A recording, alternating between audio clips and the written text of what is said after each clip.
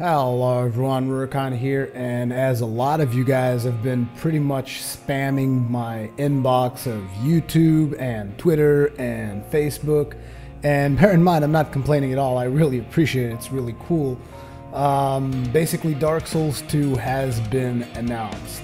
Now, a lot of you, well not a lot of you, but some of you were even doubtful if there was going to be a Dark Souls 2. I know that a lot of people were wondering, oh man, you think there's going to be a Dark Souls 2? And I told you, and Epic Name Bro told everyone as well, that basically, yes, there was going to be a Dark Souls 2 before it was even announced. We said there was going to be a Dark Souls 2. We did not knew at the time if the name was going to be Dark Souls 2 or, like several people suggested, Dragon Souls, Dead Souls, whatever. But basically my point is, we knew there was going to be a Dark Souls 2 simply because Dark Souls had a huge success. As a matter of fact, it had a huge success that its own success led to some pretty groundbreaking developments, which is a console exclusive title actually got ported into the PC through the sheer power of the community. So, I mean, I think that not only Dark Souls has one of the best gaming communities of all times, it also, I mean, it's a very tight-knit community. It is a community that is focused around mostly helping each other, where a lot, well, there's obviously always going to be an asshole or two, but basically the community itself is amazing, and they tend to be more on the positive side than on the negative side. That's what I think anyway. So obviously there was going to be a Dark Souls 2 because there was just too much success for it not to happen. So what you guys are watching right now is just the website. The website that you're watching here is darksoulsii.com. I basically noted it from Epic Name Bro's Twitter, and I just put it here so that I had something that you guys could watch until I actually go into the trailer. Now, I'm not exactly sure if this video is going to be allowed to stay online or not. I mean, according to the rules of fair use, so to speak, it should be allowed to stay online, but we all know that pretty much YouTube's policy is shoot people first and ask about it later, so I'm not exactly sure if this video will be able to stay up. So now that I've gotten through this big long-ass disclaimer, let's go ahead and analyze the trailer here. This is from Gametrailers.com. There's going to be a link in the description in case you guys want to just watch the trailer itself. But for the purposes of commentary and whatnot, I should be allowed to do this. So anyways, I'm going to try it, and if something bad happens, I'll just take the video down. Let's get to it, shall we? Okay, so first thing, I'm going to pause right here. Actually should have been a couple of seconds before. First thing you see, this particular place, not exactly sure where it is. It almost, I almost want to say that it's Anor Londo, but I'm not 100% sure if it is Anor Londo or not. Because, I mean, Anor Londo does not have that many mountains around it, I don't think. But once again, I'm not 100% sure if it is Anor Londo or not. And man, I wish I could press spacebar. Seriously, I mean, game trailers, you guys need to work on your video player thing here. Anyways, you can see that there's some kind of bird in this image as well, and this is relevant because this bird seems to me almost like an eagle, which is something kind of weird for the Dark Souls universe. You'd almost always expect a crow to be related with Velka and whatnot. But in this case, you get an eagle, and that is going to be relevant because of something that's going to happen further ahead in the trailer. Now, here in this scene, I found something really interesting, which is this scene is going to cut into a different scene, but and you almost think that the character's in the same location or something if you watch through the trailer really fast, but no, this is a different location than the scene it's going to cut next to, and that is because if you notice, he's bleeding, and the blood falling down on the floor starts boiling. So this must be, if at all it is related with Dark Souls, this must be some kind of area that is connected to Lost Izalith. Because you know how that whole area turns out is like lava all over the place, so you'd imagine the floor would be pretty hot, thus the blood boiling. And also, if you notice here, this is a close-up of the character's eye. you see this little blackness here? This is burned. This is like cooked skin. Actually, not even cooked, just burned to a crisp. So his eyelids are burning to a crisp. See, his eye opens up. You can still see a little bit of the blackness there. To me, basically, the character is burning up with the heat of whatever location he happens to be in. Whether it is Lost Izalith related or not remains to be seen. Now here, completely different zone. This is a little bit reminiscent of Darkroot Forest and Darkroot Basin and that whole zone, or if you want to use prepare to die terms, Ulasil.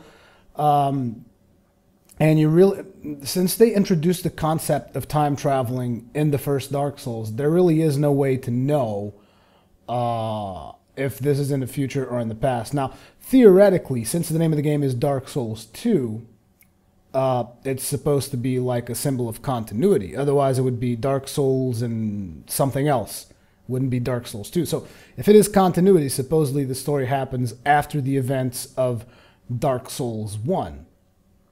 Now, I'm not exactly sure if this is the case or not, because, once again, like I said, time travel has been introduced to the series. So it is a possibility that you get to travel back into the past again. So I don't really know a lot about this zone. It just reminds me of Darkroot Forest, Darkroot Basin, Ulasil, all that stuff. Same thing here, pretty much, Ulasil.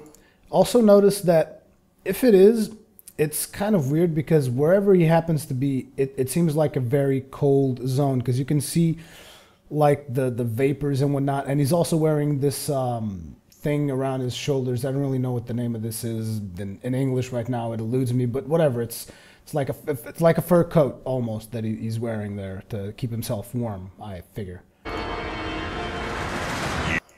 And here, once again, we're back to the Lost Izalith zone because you can see the lava over here, lava flowing all over the place. I mean, when I say Lost Izalith zone is whatever this zone happens to be. It's not necessarily connected to Lost Izalith, but it's what it's most evocative of. So this is where the character was bleeding onto the floor and the blood was boiling on the floor. Are of the undead. You are of the undead, obviously. I mean, once again, you are going to play the role of an undead character. That shouldn't really be much of a surprise. Once again, here we can see some more lava flowing all over the place, which again tells me that this is about Lost Izalith, maybe some kind of an area that you haven't explored yet, and something that some of you might have missed. Notice that you can already see those dudes that are wearing masks that you're going to see further ahead in the trailer, but you can see them here as well, like laying out on the floor. And this kind of gives me some kind of a theory that this might be a zone between Lost Izalith and what's the other zone called? And the Tomb of the Giants. Because if you guys remember, when you first see this type of masking in the game, I mean, obviously it doesn't look like this, but it is obviously it's not that obvious, but it's actually quite a stretch. But the first time that you guys see this type of imaging in the game is usually something related to the pinwheel. If you guys remember, the pinwheel had the mask things, but those were pretty much derp masks. So maybe From Software kind of acknowledges, because I think a lot of the community also came in an outbreak like, the masks look horrible, the masks just look terrible, and a lot of people don't like the look of the masks. Me personally, I hate them. ENB doesn't like them that much as well. But a lot of people use them mostly for what they can do with them. I mean, Mask of the Mother increases hit points, whatever.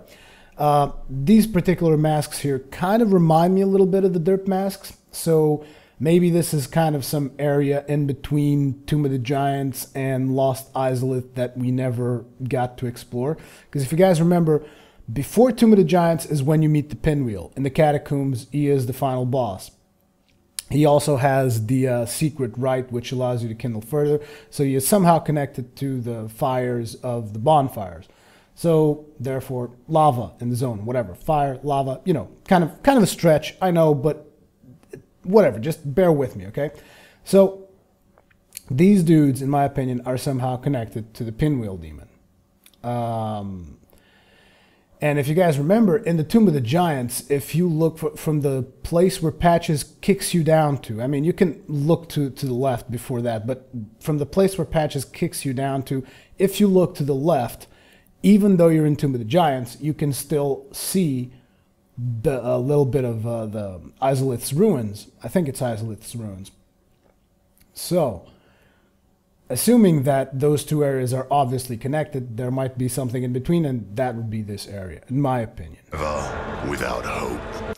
Forever without hope. Now, as I was watching this, I was also thinking of another theory, which is not particularly related to the scene that we're watching right now. But the theory I was thinking of is maybe, and this is one hell of a big maybe, there is something of this game that since like I said, it's Dark Souls 2, supposedly it's in continuity to Dark Souls 1. There is one ending to Dark Souls 1, and I think that at this point nobody is going to mind if I talk about the ending of Dark Souls 1. And if you do mind, well, spoiler alert, you better leave the video now. But basically, there's two endings in Dark Souls 1. There's the Length of Fire ending, and there's the Age of Dark. So there's an ending that will lead us to another Age of Fire, and there's an ending that will lead us to an Age of Dark. Now, let me just listen to what he was saying again. Let's see. Forever without hope. Forever without hope. So, supposedly, things would be bad for the undead if you were not to link the fire. Supposedly. Well, there's like differing theories at that point. But I think it would be really cool, like if at the start of Dark Souls 2 you were allowed to pick what happened, and you would get like a slightly different world depending on your choice. Like you were allowed to pick at the start of Dark Souls 2 if you wanted to start the game in the Age of Man, or the Age of Dark, whatever you want to call it, or in the Age of Fire. I don't know why, but when I saw this scene, that thing just popped into my mind. And I thought that would be really, really cool. And it could be just subtle differences, you know, Dark Souls style differences, like there's different NPCs, there's a couple of different events. It doesn't have to be ridiculously different, just a little bit different. I think it would be cool. I think it would be cool. Forever without. Now, this right here is a little bit evocative of the Tomb of Giants. Oh yeah, and here he is saying forever without light. Light. That is actually, it wasn't, I was like, what the hell was I thinking to come up with this theory of them letting you choose between the Age of Fire and the Age of Dark from You Have No Hope. It's like actually You Have No Light. That's the reason why I thought Have No Light, Age of Dark. Forever without hope. Forever without light. Forever without light, that's where I got the idea from Age of Dark. Sorry about that. Now that particular zone, like I said, seemed to me like Tomb of the Giants. This right here is once again that supposed zone that I'm talking about between Lost Izalith or Izalith Ruins or whatever, and the Tomb of the Giants. He seems to be taking out a weapon from him. It looks like some kind of a trident thing. It doesn't really look like a sword, because it has like these forky things in the edge. I'm not exactly sure what he's pulling out. And I think this is one of the masked dudes, mostly because of the trims that you see here. You will see those same types of trims on the masked dudes. Now this area, I have no idea what it is. I mean, I guess it could be like a hidden room in the catacombs, or it could be like an entire new area. I mean, all of this is once again conjuncture, and you shouldn't really be taking everything I'm saying to the letter. It's just me rambling on and on because I enjoy theory crafting about this kind of stuff. You can see a big dragon skeleton down there. Now this particular skeleton reminds me very much of a dragon that's going to appear further on in the trailer. Pay attention to this particular section right here, like the head, because if you notice that there seems like to be a little hole over here. This is like an eye socket in my opinion. Actually, now that I think about it, this might even be the painted world of Ariamis. Interesting. I don't know if it is, I don't know if it is not, but it could be. It could very well be the painted world of Ariamis. As a matter of fact, that whole forest could be in the painted world of Ariamis, now that I think about it. The forest at the start. Okay. Could this be the painted world of Ariamis? Because the painted world of Ariamis is very snowy, and there's like a forest before you actually cross the bridge, but you never get to explore the forest that's before you actually cross the bridge into the zone where the structure is. So this could theoretically be an painted world of Ariamis. You are of the undead.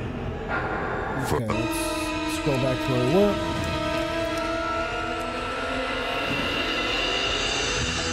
And then we're back to this big shot of the closest thing I can resemble this being is at Orlando. And once again, now we have a new character over here. And I was making a couple of theories if I could link this character to a character in the current timeline of Dark Souls, but I could not link this particular character. So it is either a new character or I don't really know. I mean, ENB will probably have a lot more to say about this particular character than me.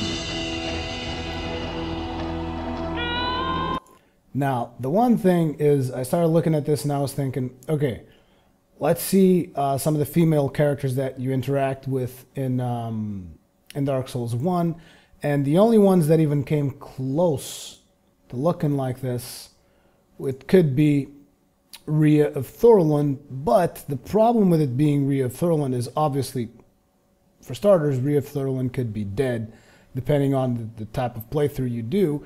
There is a high probability that she becomes dead or hollowed. So I doubt it would be her. And also, if it was Rhea of Thorlund, she should be like dressed in more, how should I put this? In more, you know, more religious type outfit like this, like a more priestess type thing, as opposed to this, which is more of a rogue-ish type outfit. So it's probably not going to be Rhea of Thorlund. The other thing came to mind is maybe it's Anastasia Vestora, but the blonde hair kind of blew that out of the water as well. Even though the dressings look kind of similar, you come over here and you look at this chick, and she is most obviously brunette.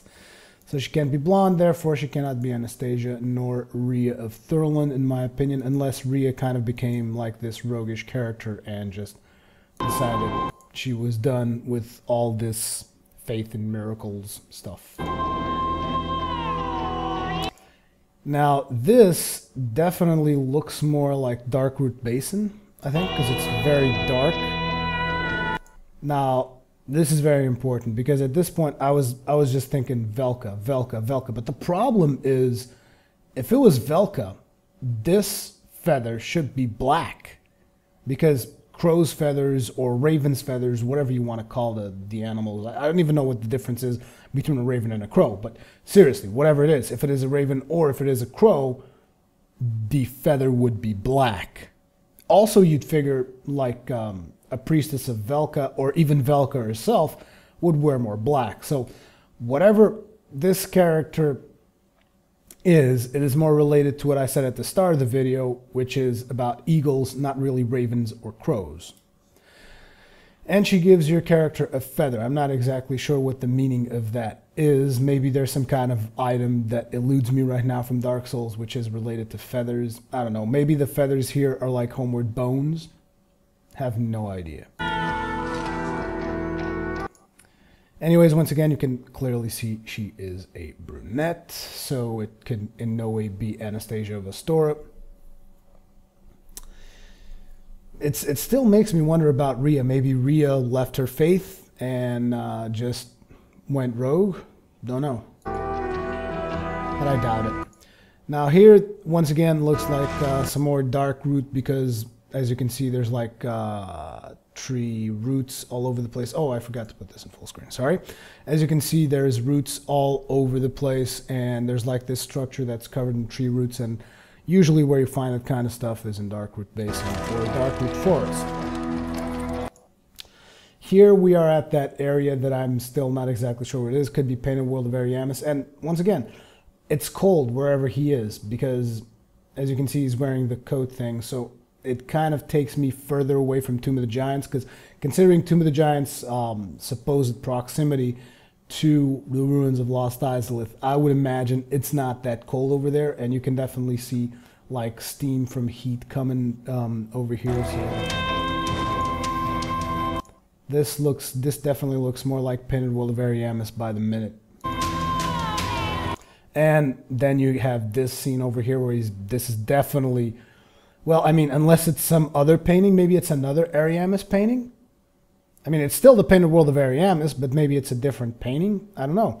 But this is clearly a throwback to the bridge in the Painted World of Ariamis. Now, this is very interesting because I wonder if this is even FromSoft just kind of teasing us, but this particular thing right here, doesn't it remind you guys of anything? Not from Dark Souls, but from Demon Souls. This reminds me of the old one right here. Even though it's obviously not, because it's not supposed to be related, but it could be some kind of a throwback. I don't know. Maybe it's just a dragon's nest and that's all it is, and I'm just reading way too much into it because of the way that the Souls universe works. But I don't know. And once again, we have one of the masked dudes, but this is in a different zone because it's raining here.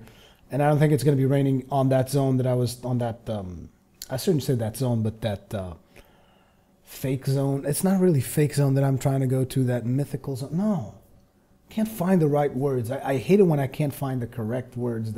Let's just say the supposed zone between Tomb of the Giants and Lost Izalith. I doubt that it's that zone because it's raining and I doubt it's going to rain there. But you definitely see one of the masked dudes, which again I believe is most likely related to the Pinwheel Demon. Now this particular section right here looks like the depths, some kind of opening in the depths that we didn't get to explore on Dark Souls 1. Here once again he's going to be revealing one of the masked dudes. He's chock full of blood all over the place. Here he's chock full of arrows, which indicates that these dudes will probably have bolts of some kind. But here we're back at that zone that I believe is going to be between Tomb of the Giants and Lost Izalith, because you can see lava all over the place. And he's just chock full of arrows, he is, and surrounded by these dudes.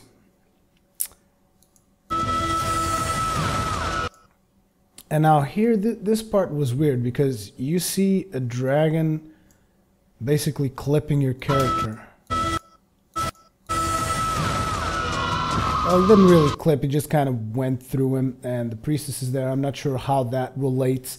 This looks like the Hellkite dragon almost, because he's kind of reddish, but I don't know if that's the case. And here is, if you guys noticed that skeleton that I was talking about, like I said, he had like a socket in the middle of his head, and the horns kind of look very similar. So this looks very similar to the dragon that you encountered earlier. The setting looks like Painted World of Ariamis, and it almost makes me wonder if maybe you kill him, then go back to the past, not the past, the future, or maybe you go through the Painted World of Ariamis, right, and you see that dragon skeleton, and then somehow you get thrown back into the past and you get to engage the real thing. Not sure. Regardless of that, this dragon is most likely somehow related to Calamite because of the typical eye in the middle of his forehead. Calamite has one of those as well. Now here he is just doing battle with the masked dudes. There's another shot at the dragon. And that was a pretty gruesome thing that was there, which I thought was cool, a little detail, because, I mean, I've watched this trailer over and over and over so I can tell a lot of details. And here's the thing. Notice here that the sword goes through this guy's chest, and if you look closely enough, it's going to come out his eyeball. Not sure if you guys caught that. Let me see if I can freeze it at the exact frame. Let's see. Right there, coming out the eyeball. Poke! That's awesome. Look at that. Into the chest. Not the chest, the chin. How could I say the chest? Well, anyways, it goes into the chin, out through the eyeball. So that was a pretty nice little detail. Gory detail, but a detail nonetheless. As you can see, the eye over there definitely looks like Calamity's eye from Calamite. Maybe it is Calamite. Maybe Calamite came from the Painted World of Ariamis. I don't know. I have no idea. Like I said, this is all just me coming up with ridiculous and absurd theories. Now here he's dived to the dudes in the mask. It seems that he managed to kill them all off, but maybe the arrows were poisoned or something, so he's still dying. Or maybe he's just dying from, like, pincushion mode. And now the trailer's about to end. The armors on this trailer look friggin' amazing. I mean, a lot of detail going on in here, which is pretty damn cool. And now that I was looking at this scene, this reminds me of something, and I hate having to say it, but it reminds me of something. From Software, are you stealing ideas from Bethesda? This looks just like the trailer from Skyrim, this particular section over here. Boom, all down to the point of the dragon throwing fire. And you see the Dark Souls 2 logo forming. Okay, now if you guys just want to watch the trailer, there's a link in the description to the particular video of the trailer itself. The whole point of this video was not to you guys to watch trailers, just to kind of share with me my thoughts and discussion, my opinions. So get some comments going. What do you guys think about what I said? Am I ridiculously off the mark? Am I on the mark on some things? I mean, I want to see some discussion going here and see what you guys think about this. And I think that's going to be pretty much it. Thank you very much for watching, and I will see you guys in the next one. Peace!